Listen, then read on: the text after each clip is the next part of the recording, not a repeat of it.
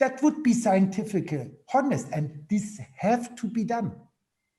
But this logical step doesn't appear in any paper, not of SARS-CoV-2, not of HIV, of measles virus, nothing. And this point 6 itself disproves them and proves their anti-scientific behavior.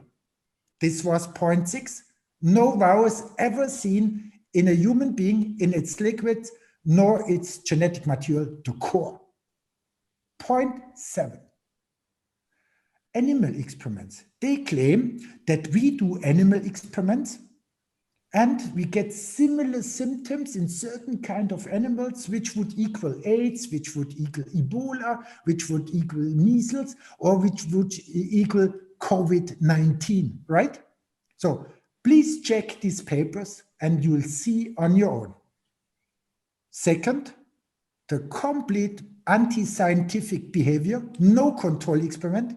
And most important, you'll see that the way they are carrying out the control the experiments to transmit the disease from animal to animal or from the liquid to an animal, it's causing the symptoms on its own.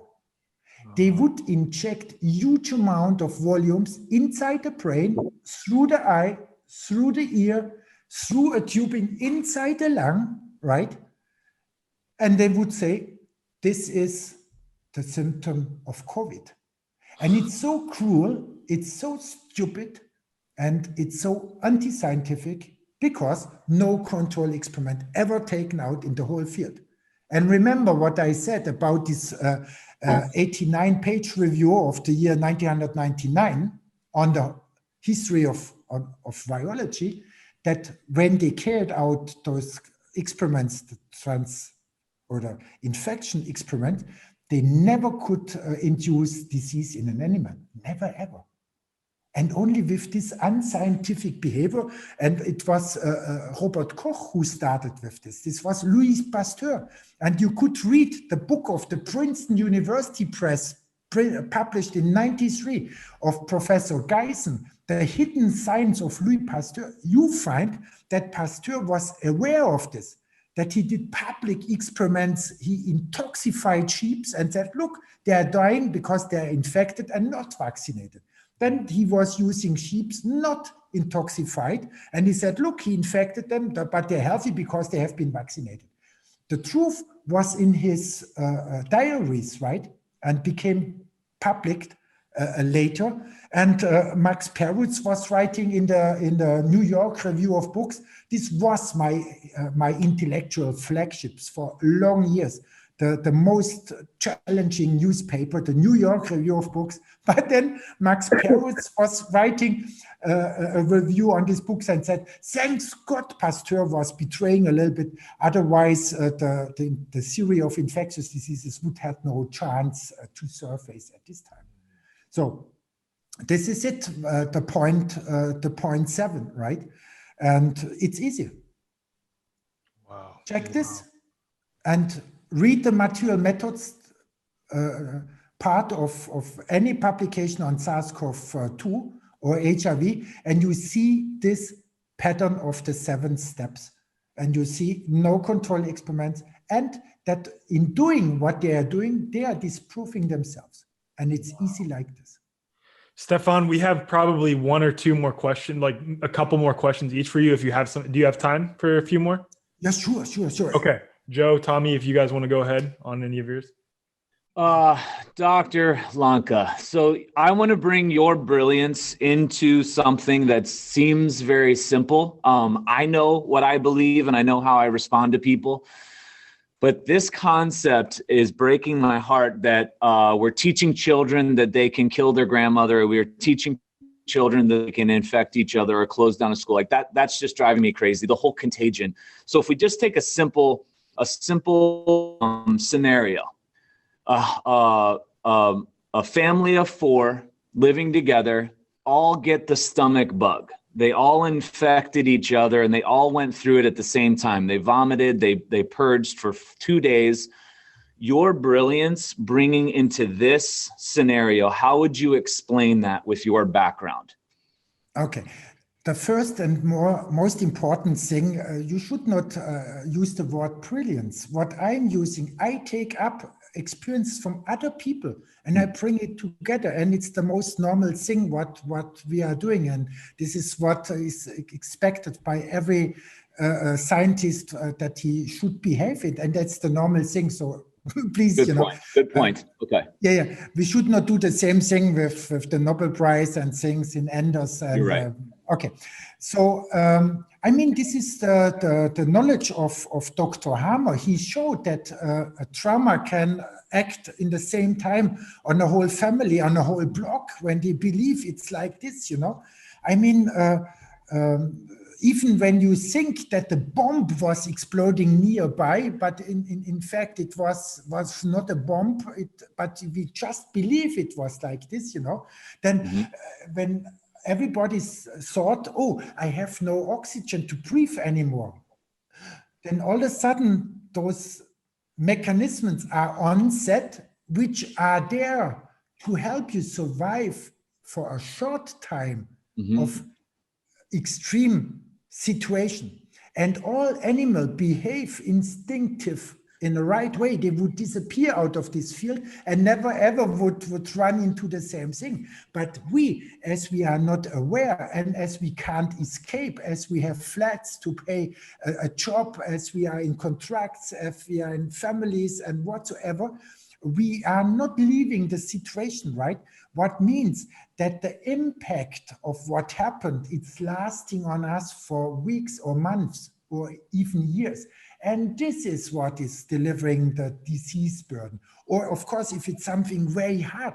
And I mean, if you somatizing that you got the virus because your neighbor got it, I mean, this has an immediate effect.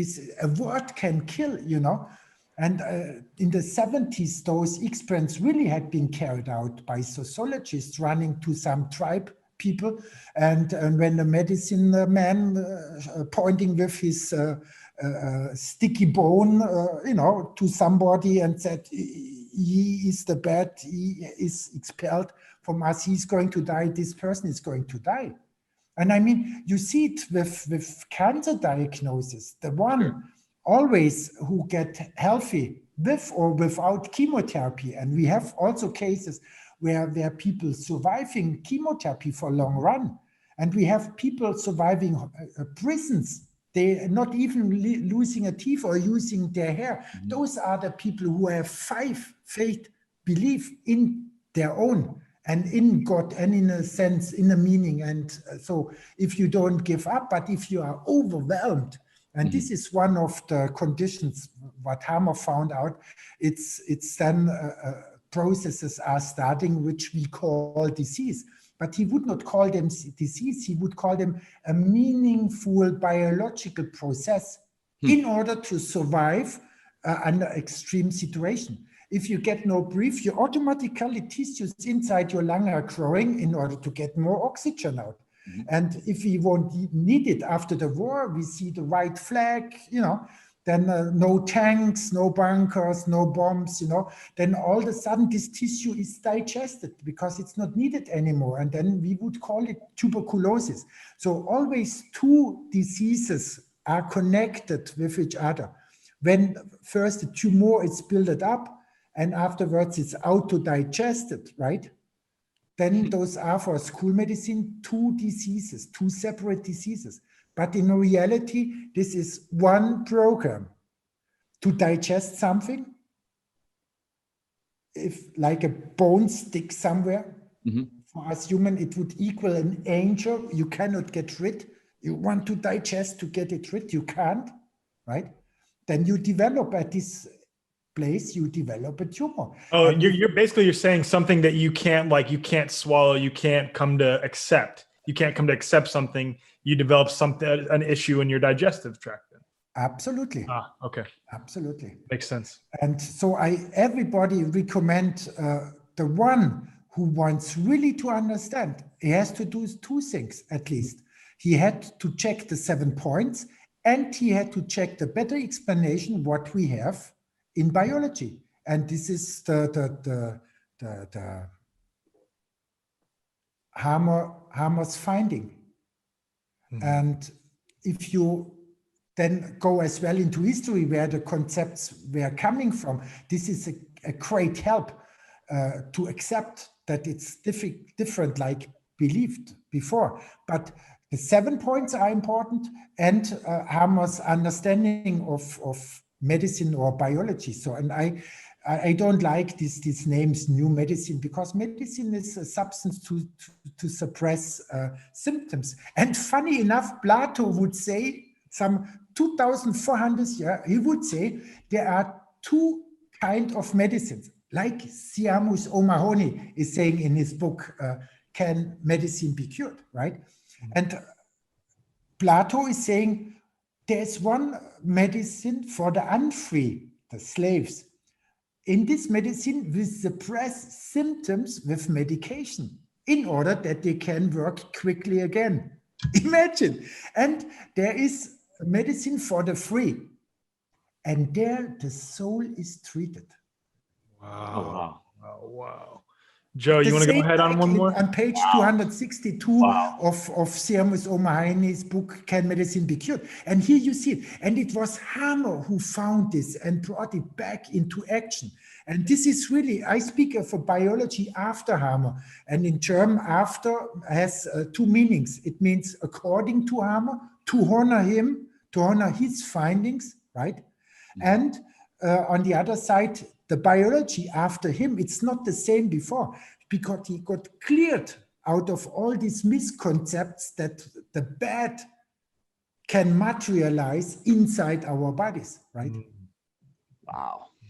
Stefan, And that's the essential thing. And for the next interview, I hope we have the chance to talk again.